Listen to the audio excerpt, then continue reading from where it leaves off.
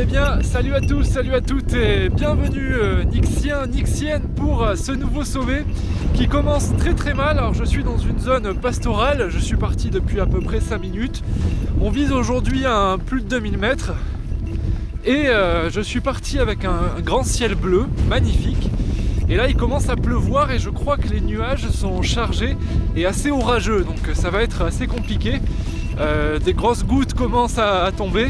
Je sais qu'il y a un refuge sur la route, donc on va se grouiller, on va essayer de s'abriter et puis on continuera ensuite. Voilà, j'ai prévu aujourd'hui de faire en plus un petit moment bushcraft, un feu de camp avec des pâtes bolo cuisinées.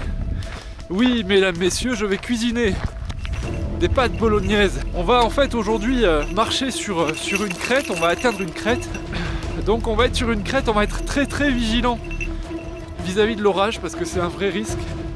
Alors ces gros nuages gris font assez peur, mais par ailleurs ils sont quand même magnifiques. Ça offre un contraste fabuleux en montagne. J'adore vraiment cette ambiance. Ça commence à pleuvoir vraiment de manière un peu plus intense. On va courir jusqu'au refuge qui est à peu près à un quart d'heure et on prendra une décision là-bas. Savoir est-ce qu'on prend le risque de l'ascension avec l'orage ou pas, c'est pas certain. Allez.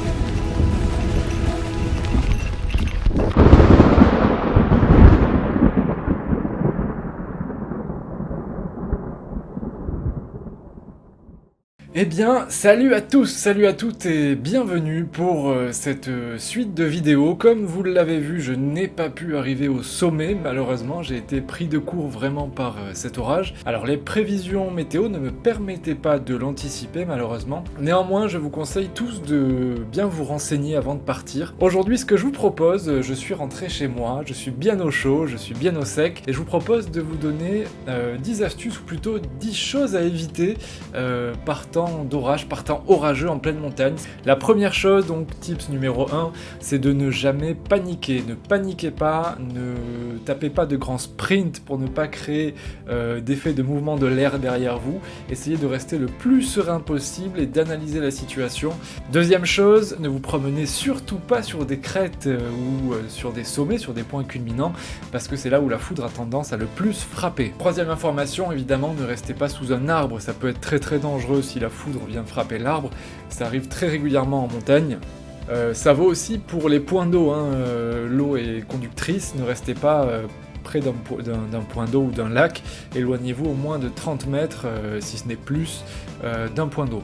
Pour rester dans les abris, ne vous abritez pas non plus dans une grotte, sauf si vraiment le plafond est très haut. La foudre peut avoir tendance à s'engouffrer dans les courants d'air, dans des grottes, etc. Et si vraiment vous êtes dans une cavité un peu restreinte, eh ben vous pouvez prendre de plein fouet la foudre. Donc évitez absolument les grottes. N'utilisez évidemment pas d'objets en métal, hein. Si vous avez un piolet ou que sais-je, une perche pour votre appareil photo, je sais pas, mais évitez absolument les objets en métal. Si vraiment vous êtes coincé sous l'orage, déposez tous vos objets en métal à une trentaine de mètres de vous pour ne pas vous mettre en danger. Si jamais vous êtes en groupe, essayez de vous éloigner le plus les uns des autres. La foudre qui frapperait un membre du groupe, eh bien, pourrait faire des dommages à tous ceux qui sont autour de vous. Évidemment, si vous voyez une falaise ou un pan de roche, ne vous abritez pas contre, hein. C'est très dangereux. Si la foudre vient frapper la roche, eh bien, vous pourriez recevoir des rochers directement dessus et c'est le décès indirect évidemment, donc évitez surtout de vous coller à des falaises. Même principe, hein, si vous êtes au bord d'un précipice, que vous avez une falaise face à vous, ne restez pas proche du précipice parce qu'en cas de foudre vous pourriez être déplacé, hein, comme lors d'une explosion, vous pourriez avoir une espèce de décalage physique qui ferait que vous tomberiez évidemment dans le précipice et ça personne ne le souhaite.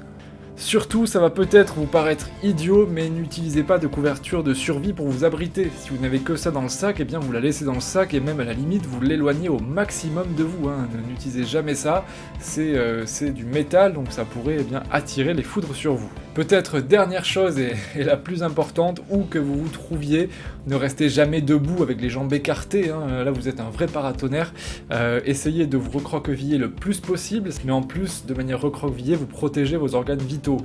Donc vous vous mettez au sol, les deux pieds joints, recroquevillés sur vous-même, et si vous le pouvez, mettez entre vous et le sol une matière isolante, votre sac si vous n'avez que ça, pour vraiment vous séparer du sol. Cette position, c'est la meilleure, essayez de l'adopter le plus possible dans des formes de dépression, dans des vallées, vraiment, encore une fois, pas sur des crêtes, pas sur des points culminants, pas à flanc de montagne, essayez de trouver des fossés, enfin des choses dans lesquelles vous pourriez vous recroqueviller. Voilà, c'était 10 petites astuces, je les ai pas comptées, on doit être à peu près autour des 10 astuces. Je vous remercie grandement pour tous ceux qui continuent de suivre ces petites vidéos. Naturellement, au mois de septembre, j'ai 2 semaines de vacances, dont une semaine que je vais passer sur les routes, je vais me promener un petit peu, voir des amis, voir de la famille, et je devrais faire avec Nyx un sommet en Auvergne, donc ça va changer un petit peu de cadre. S'il y a des Auvergnats d'ailleurs dans les abonnés, n'hésitez pas à le mentionner dans les commentaires, ce serait un plaisir de vous rencontrer à l'occasion d'un sommet dans ce coin-là. Si jamais vous avez des suggestions, parce que là on va commencer une nouvelle année, entre guillemets, hein, c'est la rentrée pour tout le monde, je vous souhaite déjà à tous une bonne rentrée début septembre. Si vous avez des idées de séries ou des idées pour agrémenter les sommets, eh bien n'hésitez pas à les suggérer dans les commentaires. On avait parlé à un moment donné de recettes bushcraft, il peut y avoir quelques défis bushcraft également que vous souhaiteriez me soumettre, et si vous souhaitez promouvoir et me proposer des choses, eh bien je serai votre humble serviteur, donc vraiment n'hésitez pas. Je vous embrasse chaudement, je vous dis à la prochaine, ne perdez pas de vue la chaîne évidemment, et Nyx est en train de faire la sieste, donc je ne le dérange pas, il est en train de dormir, mais il vous fait de grosses léchouilles à tous.